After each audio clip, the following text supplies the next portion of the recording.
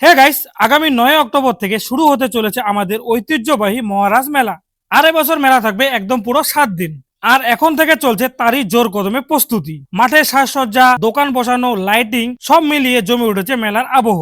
এবার বলি এই 7 দিনে থাকছে কি কি। দেখো, মেলায় তো নানা রকমের খেলনার দোকান, কসমেটিক, খাওয়ার দোকান এবং বিভিন্ন রাইড তো থাকবেই। তার সঙ্গে সঙ্গে থাকছে দারুণ দারুণ অনুষ্ঠানও। 10 অক্টোবর থেকে 12 অক্টোবর পর্যন্ত চলবে ড্যান্স কম্পিটিশন, যেখানে অংশ নেবে আমাদের এলাকারই তরুণ তরুণীরা, মানে পুরো ট্যালেন্ট শো ভাইব। আর 13 অক্টোবর থাকছে আসামের জনপ্রিয় শিল্পী প্রীতম কোজের বিহু ড্যান্স। আর তার সঙ্গে সঙ্গে আরো থাকছে গোয়ালপাড়িয়া গান, হিদম নৃত্য, কুসম নৃত্য আর গোয়ালিনী নৃত্য। এক কথায় ঐতিহ্য ও সংস্কৃতির মেলবন্ধন। এবার 14 অক্টোবর আসছেন কোচবিহারের জনপ্রিয় শিল্পী পম্পা সিংহ ও তার গ্রুপ, এবং তারই সঙ্গে থাকছে জয়জিৎ ড্যান্স গ্রুপের দুর্দান্ত লাইভ পারফরমেন্স। আর 15 অক্টোবর শেষ দিনে থাকছে the fantasy musical team Siliguri থেকে, যেখানে হিন্দি বাংলা গানের পাশাপাশি থাকছে নেপালি আর আদিবাসী গানও। এক কথায় ফাইনাল দিনের ভাইব হবে একদম নেক্সট লেভেলের। আর এই দিনই শেষ হবে এবছরের মহারাজ মেলা। এবার শোনো একটা ইন্টারেস্টিং ফ্যাক্ট। এই মেলাটা এতটাই বড় যে 33 বিঘা জমি জুড়ে আয়োজিত হয় মেলাটি। আর সবচেয়ে বড় দিকটি হলো এখানে কোনো রকম নেশা জাতীয় দ্রব্য বিক্রি হয় না।